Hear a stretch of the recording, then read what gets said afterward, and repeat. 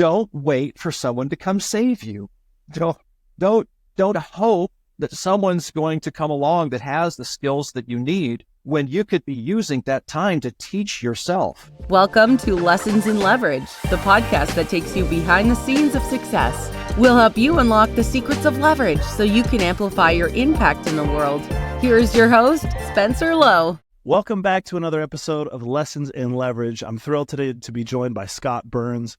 He's an award-winning teacher, speaker, and explorer of love and life. He's dedicating his life to helping people discover the true nature and meaning of love. Together with his wife, Toni, he has journeyed 100,000 miles by Harley to seek out the nature and meaning of love in diverse places, cultures, and lifestyles across the country, where they've also encountered and interviewed leading minds in science, the arts, faith, and spirituality. Scotte's work has been featured on NPR's Morning Edition, USA Today, and through his PRX radio program, Love is History. He's also a TEDx speaker and a regular podcast guest and the author of an upcoming book, A Map of Souls, The Quest for Love's True Story. So Scotte, thanks for taking some time to join us here today. Hey, thanks for the invitation. I really appreciate it.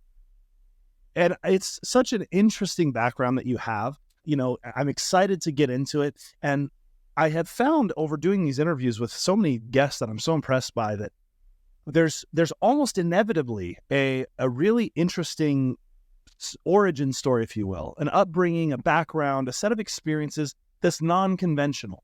And that opens our minds a little bit to leverage. It opens our minds to doing something bigger, or to having a bigger purpose, to seeing things a little bit different way. When you think back on your upbringing, I know that you had a somewhat tumultuous upbringing. Was there anything that sticks out that you think, you know, it was really the start for you of seeing the world a little bit differently?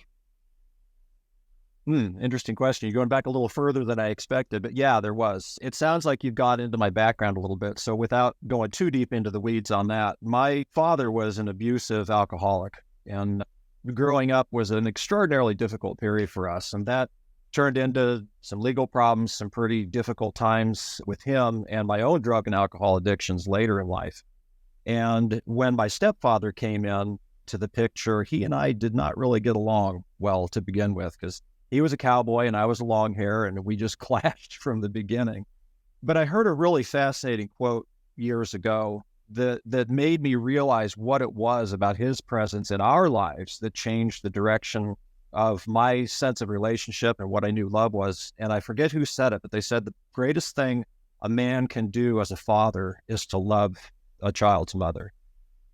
And that, to me, it was the first time I'd seen a man demonstrate that kind of quality. And he became I don't say unwitting, but an unanticipated model for the way that I saw, you know, a man's relationship with the world around him and his responsibility to live his life through love.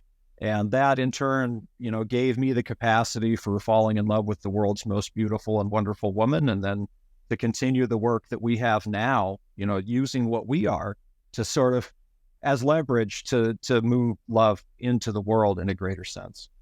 It's an interesting question. Such an incredible purpose. I mean, and so much meaning behind it, especially knowing that you saw both sides of the coin. You saw a really distressed and a relationship, a bad example. And yet then you saw this other example that was really inspiring. And so much of us probably stress as parents about, are we doing the right things? Am I reading the right books? Am I teaching my kids the right things? And yet often we forget or maybe miss how much of it is our example that matters, that creates that reality for our kids, creates the trust, creates the expectations more than anything we say. And so then what was the example that shaped, starting origins of love? Where did you start to get this idea that you could do something bigger than just maybe what a normal path would be for people? Maybe just taking on a 9-to-5, you know, working day in and day out in a fairly typical job. What was it? What example did you have, or what opened your eyes to this idea that you could do something bigger in pursuit of that purpose? Okay. So just before the origin story for Journeys to Love, then that's an easier one, because I was a performing musician for many years. You know, I was a home dad. I had the kids home with me after I achieved sobriety and cleaned up. And after our kids were born, you know, that's, as you know, it's a life-changing experience. And having the kids at home with me and then trying to make a living as a performing musician, I needed something that mirrored their schedule. And so I became a volunteer. We helped found one of the first core knowledge charter schools in Colorado. and I became a volunteer at the school. And I ended up volunteering there so much that the principal at the school, who later became one of my primary mentors in life, Mike Minier, who just recently passed away, wrote on the corner of basically a lesson plan I had written for starting a school newspaper. He said, "Hey, this is really good. How about getting a certificate and taking a classroom?" Well, I was a longtime drug addict, rock and roll musician with 2 little kids and trying to make sense out of life. I'd never been to college before. I had no idea how to do this, but I had somebody that believed that I had that within me, that potential. And again, finding another man who had, that kind of vision of me gave me a sense of responsibility and to say, if he believes I can do this, maybe I can. We need those kinds of mentors in our lives. And so that gave me 20 months from the time that he made that offer to the time when I had to finish that 4-year college degree, my student teaching, methods work, all the background that went into it. Hardest I've ever worked on anything in my life. 20 months, graduated summa cum laude from Regis University, a Jesuit school in Colorado, and started an education career that took me through 25 years of my life. I was 25 years in education and nominated for Disney American Teacher Awards and founded the Core Knowledge School Debate League in Colorado. And, it was that foundational gesture of love from a mentor to have somebody look at you and say, "I think you can do this, and I think you'd better believe it too," was affirming in a way that made ripples through my life and a 25-year teaching career that's now continuing to ripple through the lives of somewhere around 2,000 students that I taught over the years from middle school through the university. What an incredible impact. And so if I've got the timeline correct, you started as a performer. You had struggled a little bit with the sobriety and all that during that period. Then got sober, was a stay-at-home dad. That fed into the teaching career. And then it was after the teaching career that you really started to focus on Journeys to Love. Do I have that right? Yeah, you do. Our origin story for Journeys to Love might take a moment. So do you mind if I go a little deeper into the weeds on that? Yeah. After 25 years in education, the education field, like any other, changes over time. And I found myself finally in a position where I felt like I had accomplished what I needed to. Wasn't quite sure where to go from there. My MFA and my degree are in English and creative writing. So I thought, well, I'll hit the road for a year. I'll take a year sabbatical. I hit the road, and I had this idea that I was going to write a book called Be a Man.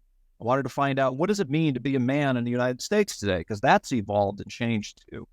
But the more I thought about it, my wife and I have been Renaissance Festival performers together. We've been in performing arts. We've been in the music business together. We've been together for, it'll be 41 years this July. Met each other in junior high. We've done everything together. And I thought, I really don't want to do this alone. And she and I, one of the things that shared loves that we have is motorcycle touring. We love riding across the United States on motorcycles. And I thought, well, if it were the two of us together, what would we be doing? And I knew it would involve motorcycles. And she said, well, in all these businesses we've been in together, in the music business and in education and in the arts, people, as we've gotten older, as she says seasoned, but we've gotten old. We've never been old before, so I don't know if we're doing it right. But she said, people keep coming to us with this question. They want to know, what's your secret? Because, a long time monogamous couple in love is not unique in those industries, but it is rare enough that people started to comment. And we were hearing this question all the time, people coming to us and saying, what's your secret?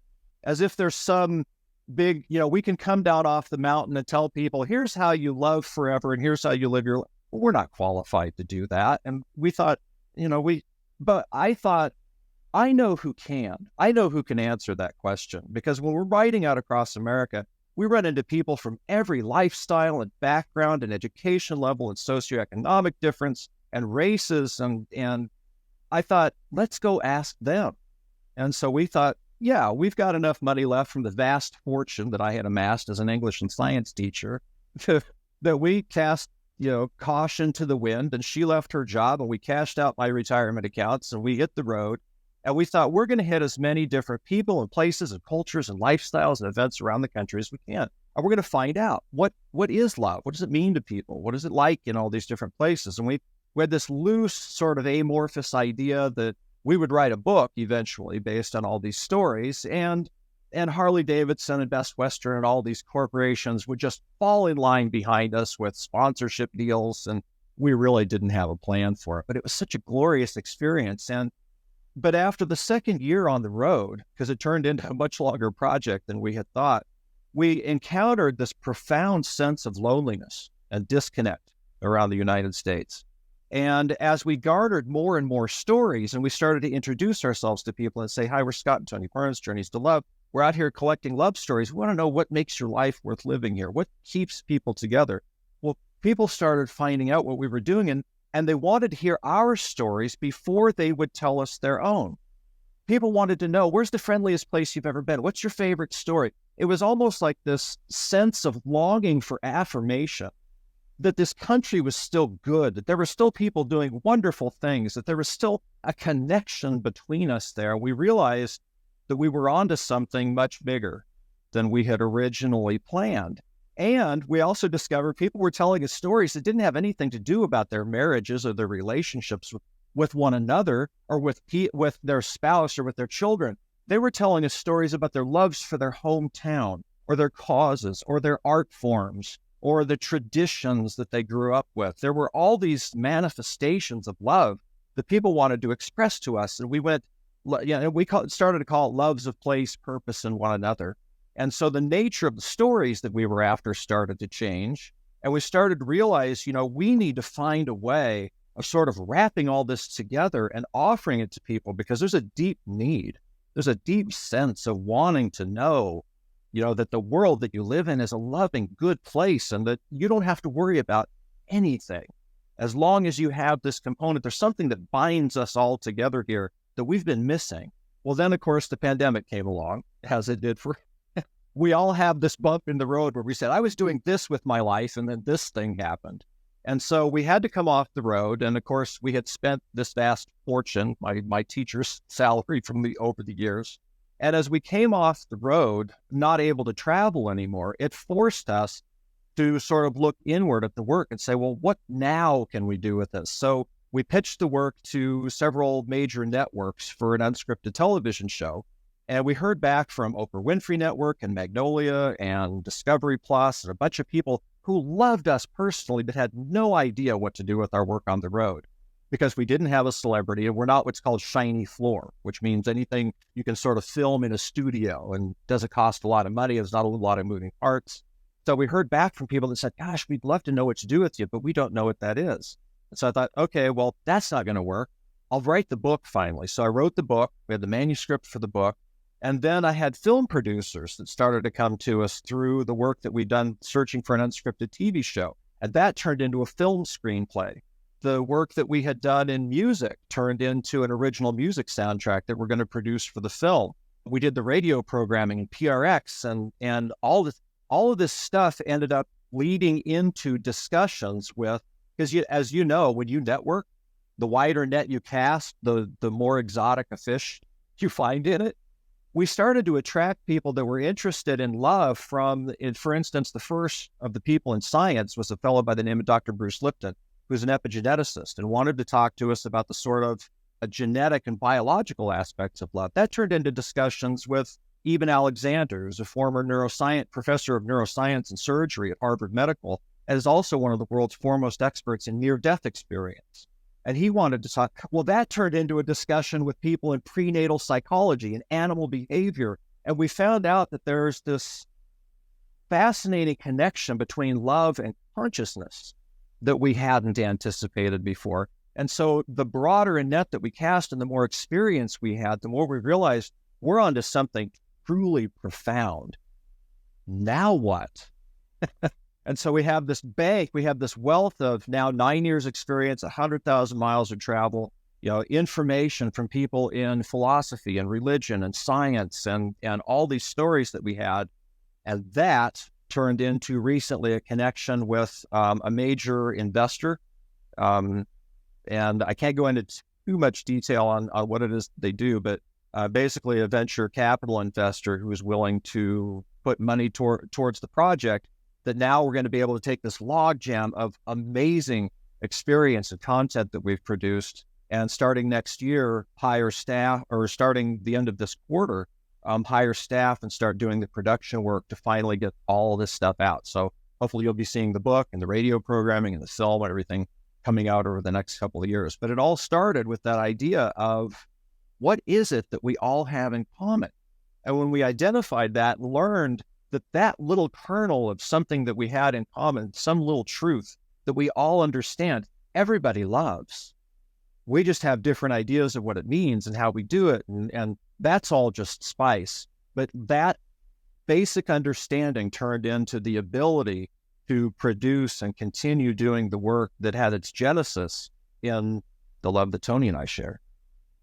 That's such a beautiful story. There's so many great nuggets to unpack there. I think the first one I want to talk through is just this concept of how did you find the confidence? So, when you look at, you sold retirement assets, you liquidated that, you took the money you had, and there's always a component in every great story like this of being willing to, with no certainty, you have to lean into uncertainty. You have to be willing to say, I'm willing to bet on this, even though I don't yet know how it's going to pay off. I'm going to have some hopes and ideas, but you could have come back, had some great stories and life experiences, and had no money and had to go back to work to try to sort of provide for yourself.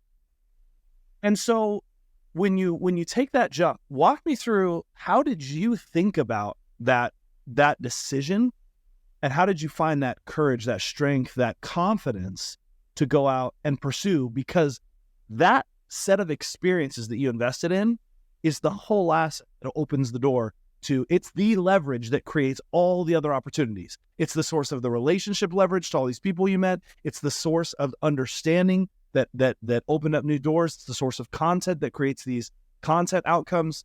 So I'm always fascinated when we find that nugget of leverage like that. Just before that, there's almost always this pattern of taking a risk or having confidence in the face of uncertainty. What did you feel and experience through that, and how did you have that confidence? I have to say, because when we first got together and you expressed an interest in speaking with me about this work, I had to look at our business in a much different way. And I do have two specific things that I came up with that, address your question about leverage itself. And if we have time, I'd love to tell you what I think those were. One of them I think will really amuse you. But if you're looking for that sort of epiphany moment when we said, this is where we know we're going to end up doing this for the rest of our lives, there was never that. There was never that one moment, that one hill that we overcame. We're what's in motorcycle parlance, we're what's called long riders. We take, we have traveled, we've been coast to coast, Great Lakes to the Gulf. We will go 300 miles out of our way to avoid an interstate. If we can find a blue line highway or a dirt road somewhere, we've taken the Harleys across areas of the South Dakota reservations where no Harley was ever designed to go.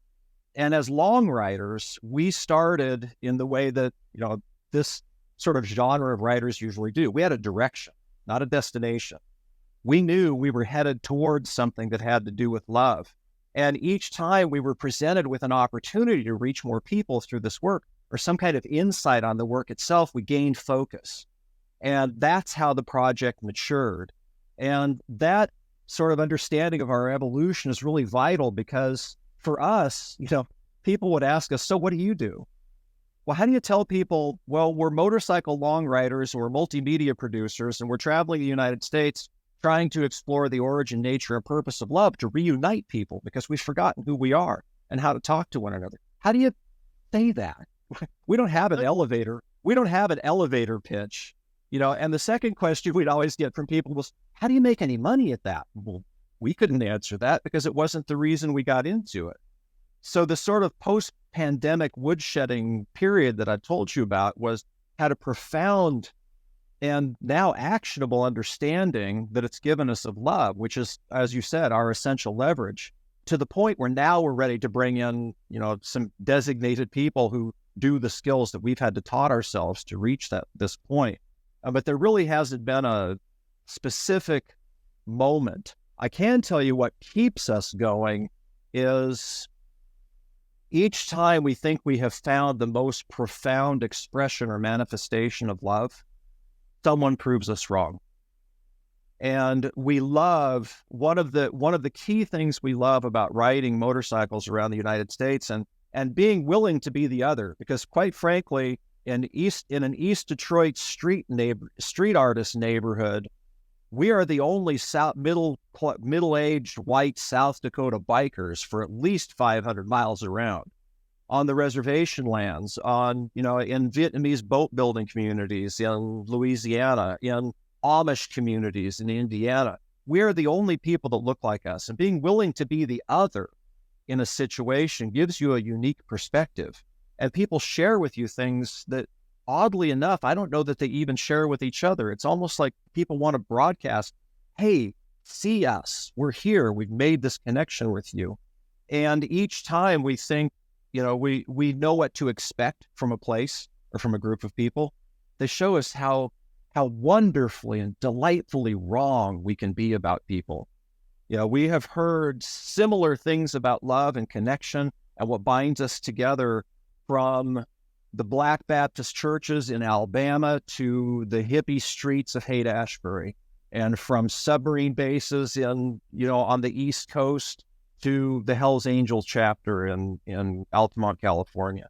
We hear these remarkable stories and manifestations, from the pastor at the Attica prison in New York. We hear the same talk about love that we heard from the Tibetan Buddhist monk. You want to have the perfect hippie moment in your life? Find yourself talking about the world's greatest love song with a Tibetan Buddhist monk at the temple above Woodstock, New York. Wow. But we're hearing these common stories and these brilliant expressions. And I'll give you one that's not quite so lofty, but the kind of thing that sticks in your heart and says, this is why we do this. We oftentimes stay in Airbnbs across the United States, and those people sometimes end up being wonderful interviews for us because we're in their environment. And sometimes you're having a meal with them that they made at their table, and they're sharing things with you like family. Well, we stayed with a couple, Dan and Wendy, in Grand Rapids, Michigan, and we found out 2 weeks before we got there, the reason Wendy was renting out their house is because they had spent all of their money with Alzheimer's care for her sister the previous year. And 2 weeks before we got there, Dan had been in an automobile accident because he blacked out while he was driving. He didn't drink. He didn't have any drug or alcohol issues. He blacked out driving. And in the care after the accident report, they found out that he had a hole in his brain and he had an early onset Alzheimer's. And they had just gone through all of this with her sister. And so now they've got his family's having issues. He's got early onset Alzheimer's, had to shut down his construction business. He was an entrepreneur too. He was one of those go-getter guys, always, employed people, had a vision of his life, and all of this stuff turned on its head. And she's now responsible for 2 different sets of children from different sides of the family for his care. She had just lost her job. And when we asked them what we call the linchpin question, we said, what is it? What's the one thing without this thing? It's not the what's your secret question, but what do you think is the one thing without it, your relationship wouldn't quite be the same? The thing that you see as that bonding force. After everything they'd been through and everything Wendy was facing, she looked at Dan and she said, because you're the strongest person I've ever known. And when we hear that from people and we see that same spirit of love, one of the key understandings that we try to get across to people about love is it doesn't come in different kinds. There are different kinds of love. Love is something that's inherent to you. People awaken it in you and you express it to your dog and to your wife and in how much you love ice cream and in your business and with your employees. But it all has the same source. And for somebody to look at another human being and say, with all the weakness and vulnerability and pain that I'm going through, you are the strongest person I've ever known. And that's giving me strength. And when we learn that's not something that just happens, love isn't just a feeling. It isn't just something we do. It's fundamental to who we are. And we learn to express that and use it in our lives and in our businesses and in our relationships with one another. It's incredibly powerful. How could we not continue this work and tell that story. That's beautiful and such a touching story. I think one of the things that sticks out to me is when I think about people who make these decisions that others might call risky or unwise or crazy, Guilty. and so when I think about that, in your response, I heard a couple of big things that match patterns I've heard from other folks that I admire. One is you said it even more beautifully than I think anyone I've ever heard say it, which is direction, not destination. So if you're going to make a decision that is uncertain, a lot of people get stuck on the destination. If I don't know where I'm going, how could I leave? If I don't know how it's going to work out, how could I try? If I don't know what it's going to be worth, then how do I know how much to put in? Well, all the big things, all of the real big meaningful outcomes in your life, whether they're successful business outcomes and financial outcomes, whether they're the most important emotional outcomes and growth and spiritual and love and connection, either way, you can't ever have complete certainty of the destination. We like to tell ourselves we do, but when you really embrace that direction over the destination, you get to then find certainty in the way you're going, find confidence in that, but the destination gets to be a gift. You wouldn't have predicted that the destination where you're at today, which is still not a final destination, would have been maybe where you ended up. And yet it's the gift you get for having such a clear direction and committing to it. And so I think that's a really powerful concept for people to think about when they feel stuck, when they're thinking about this idea of whether it's, it's taking all their money and going and doing something bold, or it's trying a new venture, or it's diving in to learn a new thing, or pursuing what they really feel their passion or purpose is. The direction is so much more important than the destination. So I love that tidbit. And I just wanted to double back on it. Now, you said that there's some other forms of leverage, and I want to get to those, but go ahead if you want to respond quickly. Yeah, I just wanted to interject one thing, because you said something really powerful and important, and there's a key word in there, and it's fear. We oftentimes, in other interviews that I've done and in the public speaking that I do, in follow-ups, people commonly will bring up some kind of a question or comment or sort of balancing projection of love and hate. Those two things are often conflated, as if they were love and hate are fundamentally different things. Hate would not exist without love. Hate is an emotion. Love is a state of being. They're fundamentally different things.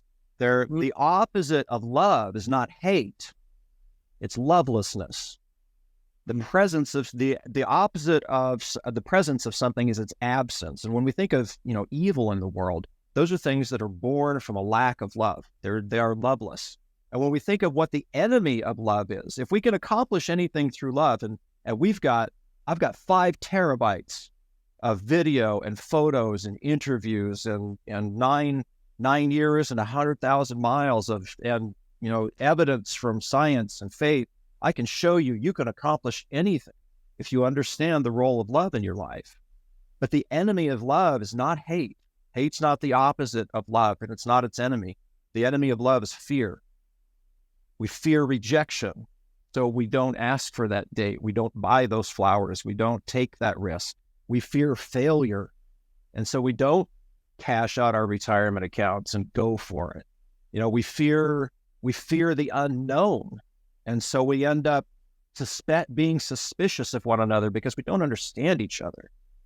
The opposite of love is not hate. It's fear. And in trying to protect ourselves from fear, we become so risk averse that we end up not feeling anything at all. And that's a much worse fate. That is incredible.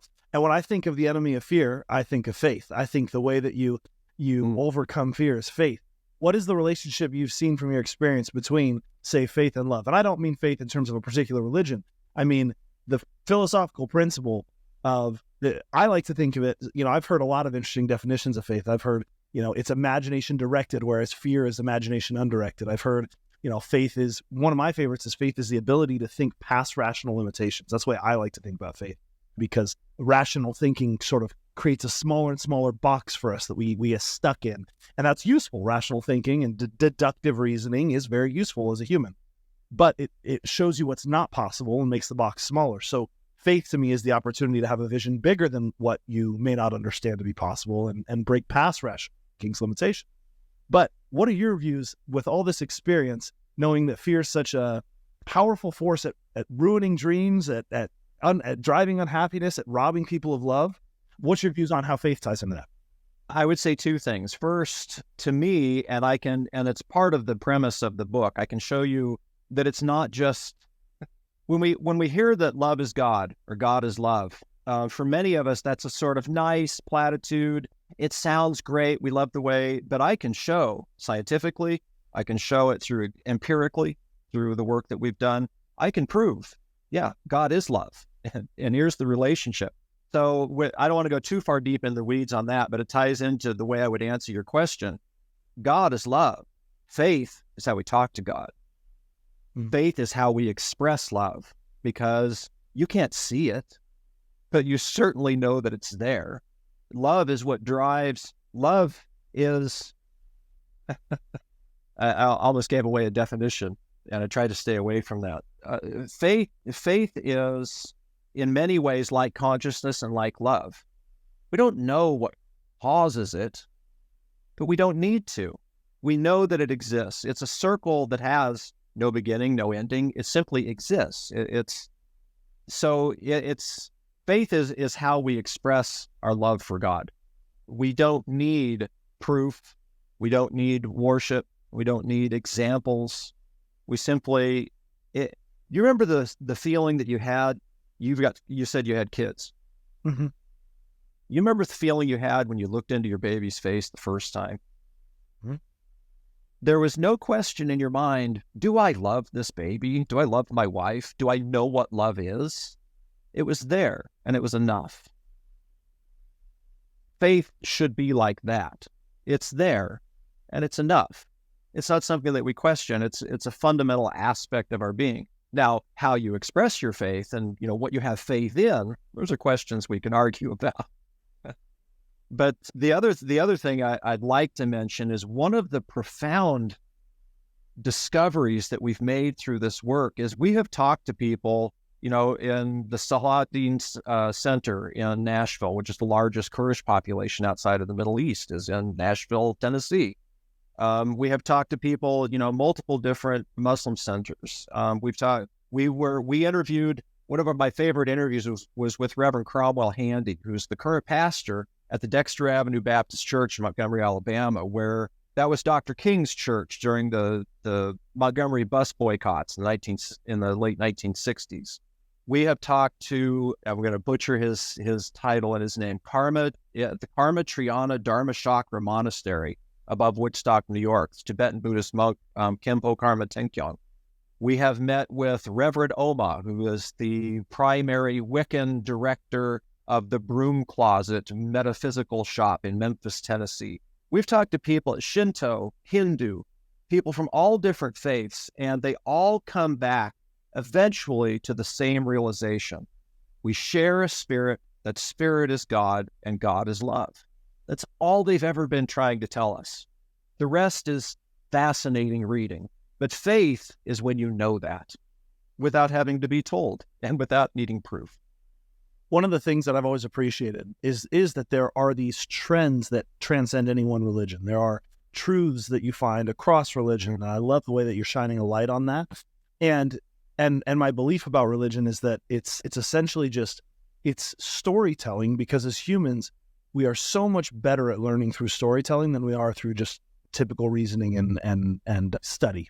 And so storytelling is the most powerful way. And so, of course, if you have these fundamental human truths that are going to be true in every part of the world and every culture and every background, you're going to have different stories that go along with it. Of course, but different you're cultures. going to have the same underlying set of truths. And so there's some real power in that for being able to then appreciate the sameness in each other, just like you said, how much we have in common and how important that common piece is. So I want to transition a little bit to the other elements of leverage that you've noticed, because we could probably spend the whole podcast on this central area of your expertise, and I love, but I want to also try to give the listeners some other tactical ways to think about some of the things you've accomplished and some of your learnings from that journey. So tell me about some forms of leverage that you have discovered on this journey. Well, the two primary ones, one goes back to our mission, because love is not only the focus of our work, but it's the strength of it. Our advisory board, we just published. We wrote an 80-page business plan, which is how we attracted the venture capital that we now have to continue the process. And in order to sort of fill in the holes, because we've taught ourselves just about everything we needed to know, which is the second aspect I'll talk about in a minute. But the advisory board fills in the holes and gaps in knowledge and experience that we had that we just couldn't address for an investor that says, how do I know you guys know what you're doing? What's your strategy? How do I know, you're going to be able to return on this investment? How do I know what your strategy for longevity is? Well, we have an advisory board who can fill in those holes for us. But those people were all connected on a foundation of love, whether it was for our mission, for me and Tony personally, for dogs. We have almost everybody on our advisory board has a dog. We know who they are. But that sense of understanding one another in that way allowed us to let go of what I call the mercenary worry. And this is something that creative entrepreneurs, social entrepreneurs, people like us who are primarily creatives, we wanted to write a book. We wanted to make this film. We wanted to do these things that are mission driven. Oftentimes, people like us who are creative entrepreneurs, we feel like, gosh, having to make money at all that stuff, having to sell the most important thing that you do, you got to sell it now. That feels like you're prostituting your work, and it's a difficult hurdle to overcome.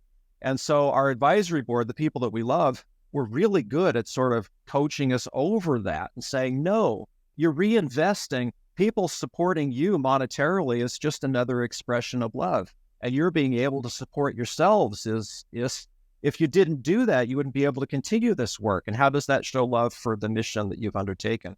So, love has been our primary leverage with our, understanding that, knowing our why. Gosh, knowing the why for what you do is so essential. And it's something that a lot of people don't address. They know what they want. I'm going to give you an interesting aside. By the way, one of our strategic advisors has this interesting flip that he told us. He said, most people operate from the standpoint of have, do, and be. They know what they want to have. And so then they do things to have that. And then who they become ends up as a product of what they've tried to do and how successful they've been, however they measure success. And he says, that's backward. You guys have it right, because who you are, that being part, who you are should determine what you do, and who you are and what you do will determine what you have. And to me, that was really powerful. So knowing the why of what you do and how you get there is really important. And that all happened for us through love. The other thing, this is the one I told you I thought you'd get a kick out of. We call it making hats, because it's just my wife and I doing all this. We needed to know there were a lot of skills that we had to have in order to be able to get to this point that, we didn't have before. And so we taught ourselves videography and audio production and podcasting and publishing and social media and motorcycle maintenance and first aid and travel booking and all these things that we've had to do. We had to learn how to do ourselves. And as an entrepreneur, especially if you're in a niche, like we are, you have to be willing. Don't wait for someone to come save you. Don't hope that someone's going to come along that has the skills that you need when you could be using that time to teach yourself. And one of the advantages that we now have is, now that the business plan is in place and we're looking at hiring, a creative assistant and a social media manager, a digital content manager, someone to do our corporate partnerships and public relations. We've had to do all those things now. So we had to not only be able to wear those hats, but at some point we had to build them. We became hat makers. And so the hats that we wore were of our own construction. Now we're in the point where we can actually start. We know when we see people wearing those hats, we know how they're supposed to look. We know, something about what it takes to get there and to have that expertise. And now we can pass it off to people who actually wear the hats professionally. That's a fundamental crux of labor leverage. In order to be able to get use out of other humans and have them participate in whatever you're trying to build or whatever endeavor you're working towards, you have to have someone at the leadership level who can drive accountability, teach, mentor, etc. And so I haven't met any good entrepreneurs in any space that don't make hats, that don't go first, figure out and learn what they need to learn so that then they can build. Because labor leverage is one of the easiest, most accessible first forms of leverage to master, and to be able to say, great, because I have this skill, I can manage someone who does it. Now, I don't have to do it. But if I never have the skill and I hired someone and they're not doing well, I don't know what's wrong. I don't know if they're the problem. I don't know if the strategy's not working. I don't know if I'm just a bad leader. I don't know what's going on. And so there are exceptions to that rule, but for most early stage companies and most entrepreneurs, that's a critical aspect. So that's a great nugget for the audience. And then on the first piece that you shared, one of my favorite speakers of all time was Jim Rohn, and he had so many good sayings. One that I heard when I was just about 13, 14 years old that changed my life. He said, I was listening to a tape because I got into a sales job, and they played the Jim Rohn tapes, some of his success tapes and mindset tapes. And I heard this quote. He said, and I'll probably butcher it, but he said, success is not something you can chase after or achieve. It's something that is attracted to you by the person you become. And later in life, I learned a strategy for taking a goal and breaking it down all the way to, instead of taking the outcome and saying, all right, I want to accomplish this, what do I need to do to get the outcome? Changing that methodology to say, what kind of person achieves that outcome naturally? Or it would be obvious to have that outcome. Mm-hmm. Who do I need to become? And then instead of my efforts going into doing the things to get the how, it's efforts go into becoming the person where that becomes an inevitability later. And that is such a high leverage mindset. It's such a superpower. And it also means you can be successful before you get the outcome. Coming back to direction over destination, if you want to be someone who makes an impact in people's lives and you're becoming more kind, more generous, more caring, you get to celebrate that every single day, even if some particular outcome you want, maybe getting married, maybe having a high quality relationship, even if that outcome's not there yet, you get to celebrate the person you're becoming all along the way and enjoy the fruits of it. If I look and I say, I want a happy marriage, so I'm going to go date 20 people a week and I'm going to try to impress as many people as possible, and I'm going to try to learn funny jokes that I can share to them, and I'm going to try to create this list of to-dos that hopefully is going to get me the perfect wife or spouse or partner. Well, I'm probably not going to get that outcome. And all along the way, I'm going to feel like a failure because I'm doing the things and why isn't the result there? And so it's just such a massive shift, such a high leverage mindset. So I love that you spent the time on that. Anything you would want to add to that? Yeah, what you're saying, and we're entrepreneurs in kind of different spaces, but the people that we've talked to, I'm sure the mentors that you've had and all the people that you've talked to on your podcast, the employees that you have, the people you come into contact with, what you're trying to capture is we're all after greatness in some way, whether that's greatness as a father, greatness in my relationship, greatness as an employer, greatness as an artist. We want that sense of I've achieved something. But we have to know first what greatness is and how we're going to measure it, because it's not always quantifiable. In our business, it's hard to say, well, how do you know that you've reached people? Well, we can go through our social media analytics. We can certainly see that. But how I know I've reached people? Last week, a former student of mine from 6th grade, so he's 30, he'd be 30, early 30s, probably 32 or so by now, hit me up through our Facebook and asked me to officiate at his wedding because he saw one of the videos on our YouTube channel and said, I love you guys' take on love. And we're not really religious, but we have this deep sense for each other, and you captured that. And I want you to be part of this moment in my life. That's for us. That's greatness. Might not be for somebody else, but what you said is really important, because we have to know why we do what we do and how we know when we've achieved it. That might be by the number of zeros in your bank. It might be from the student that asked you to do their wedding, but you got to know. And you don't know that if you're not focused first on who you are, not what you want. Yeah. So beautifully said. All right. So we've covered a couple of the powerful forms of leverage you found in this work. One of the ones that I know that you wanted to talk about was this idea of not just loving other people, but loving yourself. What did you learn? What high leverage mindset or skill did you learn that pertains to loving yourself? You all know, and I hope that you know, that you all have within you, all of us have within us, the ability to accomplish great things. The keys are first that you have to truly understand, what do you mean by greatness? Is it just money? Is it something more? And how do you know when you've achieved it? Not like we talked about, not everything can be quantified. Then you have to know, and it sounds simple, but for an entrepreneur, for a human being, there's a key to doing well, to achieving greatness. Dream big, work hard, don't quit. It's pretty simple. It's easy, but it's not. It's simple, but it's not easy. And next is to know that love is already within you. And when you discover that, you know that you are and you must be its center. And from that, you're capable of achieving that greatness that you're after. And the man who taught us this was this incredible fellow by the name of Don Aslet. And Don was something of a celebrity in like the 60s and 70s. He had an idea for a new toilet cleaning product. And for most of us, we go, oh, a toilet cleaner, that's not aspirational at all. Don turned his idea into a company that just before he passed away a couple of years ago was generating $10 million a year and employing over 200 people.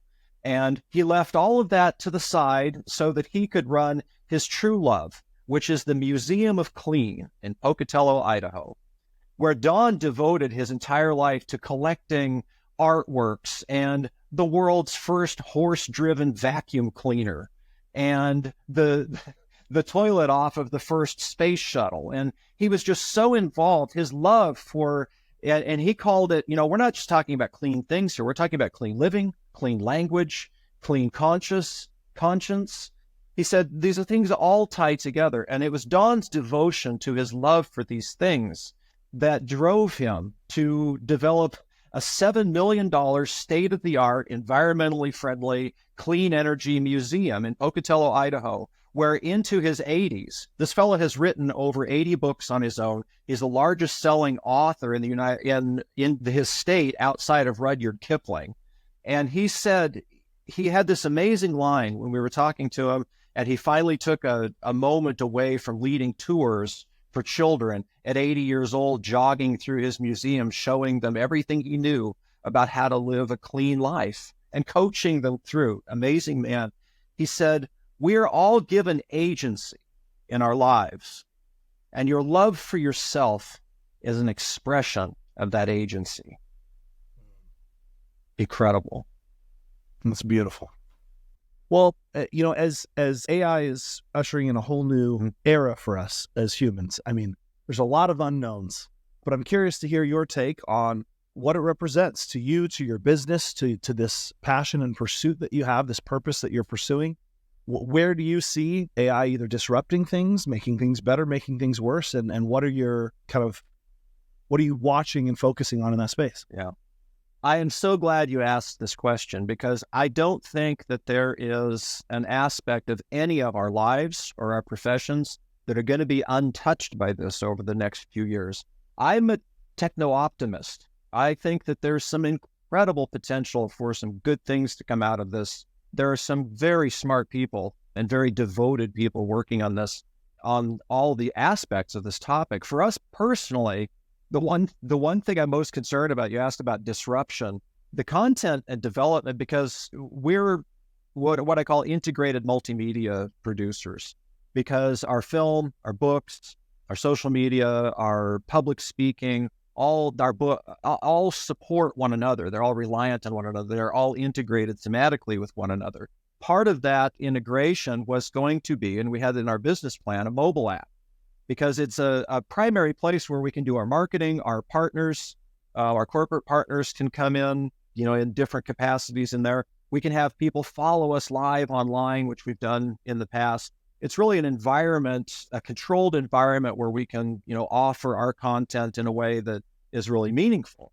But the concept and development of that mobile app is totally in flux right now because of AI. How is AI going to be integrated into mobile apps? What capabilities is it going to offer? Is it going to overshadow? I think there's a pretty good chance it's going to probably eliminate the use of mobile apps as we currently think of them, because once AI gets to the point where we have active agents an AI that isn't just, a large language model that's giving you the capability to have discussions or to generate, generative AI that's giving you new ideas or, a partnership with the AI. You have an agent that's actually capable of taking instructions and going out and taking action in the world. You're not going to need apps anymore. It's going to change basically the way that we interact with technology. We're going to have fewer screens in front of us and more common human-like interactions with AI. I think that some apps will likely remain, but I think that they'll become distinct ecosystems for organizations like us to control and operate within a specific content environment. And that's going to be really important for us because, and this gets back to my optimism, I think people are going to be increasingly longing for authenticity in ways that we can only imagine right now. We're starting to get a sense for the fact that we're in a post-truth sort of environment. And I know that's becoming a hackneyed phrase now, but we really don't have a good sense for, what's immediately real and genuine and human created and reliable. And so I think that sense of authenticity, both in the information that we get and in the genuineness of the sources from which it comes from, are going to be really vital for people. We actually have a trademark pending term for how we're going to be using AI, because we'll be natively presenting our content in a way that guarantees that anything you see or hear from Journeys to Love, from Tony and I, is genuine and it's completely human created. So anything on the front end that you see, whether it's a video or an interview or an image or text that we've written, is going to be, and this is something that our incoming staff is going to have to be really familiar with, has to be completely human generated. It's going to come from us. And our people that come into our ecosystem, whether it's our website or the mobile app or anything else, if it's an environment that we control, will have complete confidence that everything they see is authentic and genuine. That said, I'm enormously excited by the AI tools that we already have access to and that we use. I have a research partner that's patterned after, I don't know if you're familiar with an author and a teacher from the late 70s and 80s named Leo Buscaglia.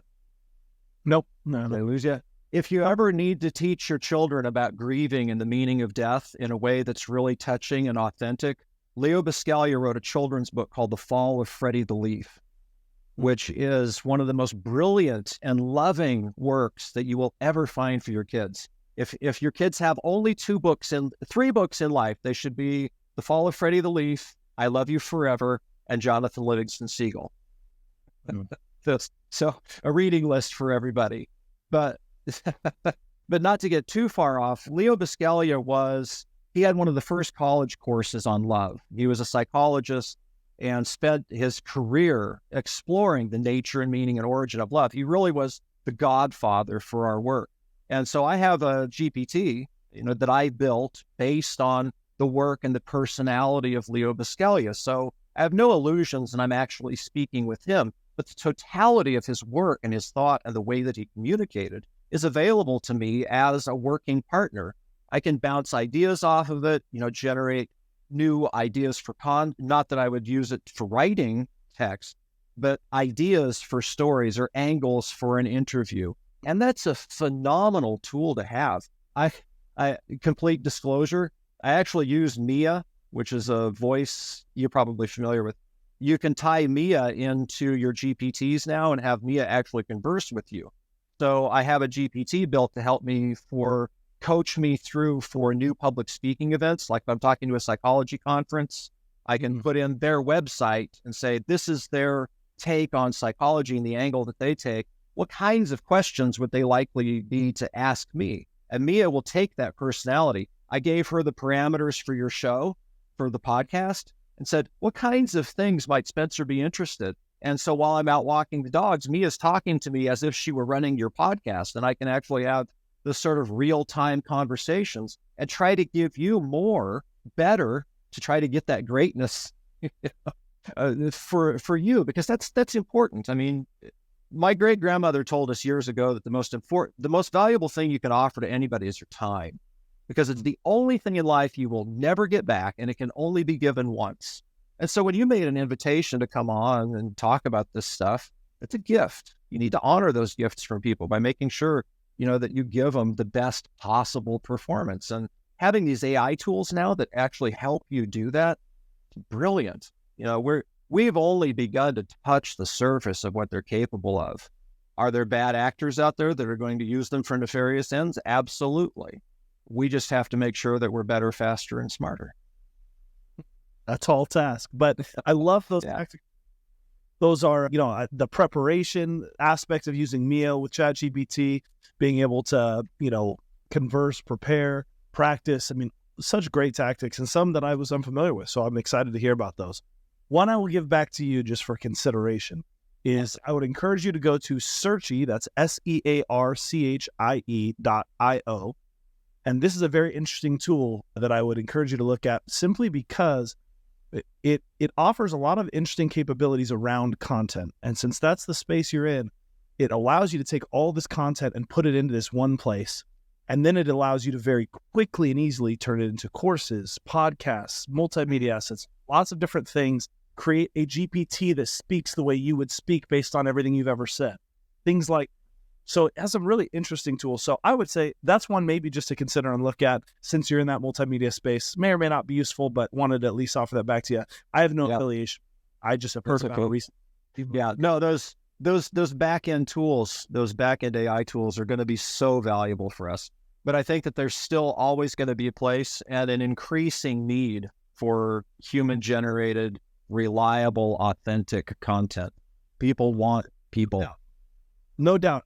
I mean, there's the most optimistic view of AI and robotics and all forms of AI is really one where almost all scarcity turns to abundance. And in that world, technology historically has taken something scarce and made it abundant, created more access, made it easier to access, or just created more of it. And so in a world where a lot of things that are scarce today are abundant, it will be interesting to see how, when humanity is the only thing that's scarce, how do we value it differently? No matter how much AI can look and feel and replicate and convince you it's a human, at the end of the day, it is fundamentally not a human. Now, whether we want to keep that distinction in the future or not, all interesting questions for future generations if and when we get there. But there is this very interesting concept of, if humanity is what's scarce, what does that mean? What value do we place on it? How does that change our behavior? Certainly in the information right now, information is the area that's massively abundant. That means there's way more great information, way more accessible, and there's way more wrong information and bad information that's very available. And so that's in and of itself, I think you're right, that in the short term, there's this huge need for understanding what's true or real or reliable. Such a huge element. And it'll be interesting to see how that evolves as the technology continues to accelerate, because it's not just going to keep progressing. It's going to progress at exponentially increasing ways. And that's tough to even really imagine. So it'll be very interesting to see what happens. Yeah, it's always fascinating to me with technology, how there's an almost axiomatic understanding that technology is a constant advancement forward, and it's not always the case. There's fits and starts and pockets of development, and but one thing for certain, it is the biggest technological advancement since the wheel. I think that many people do not understand the fundamental shift that artificial intelligence, and when we reach the point of AGI and beyond, when we get into superhuman level artificial intelligence and the marriage of AGI and quantum computing, we can barely fathom the capabilities. And I hope that our moral sense of how to use such an incredible power keeps up with our technological capabilities. Yeah, it's, the history of humanity, I like to think of it as, or I should say the history of technology more accurately, is innovating something that solves one problem but introduces 10. And the law of unintended consequences is undefeated. And the nice thing is technology is ever accelerating. Certainly there's many established ways of understanding that it will be ever accelerating. We don't know what that means at its limit, but we know that it's ever accelerating. And so it can appear like everything's just getting better, because if you have one problem, it creates 10 new. You solve one problem, it creates 10 new ones.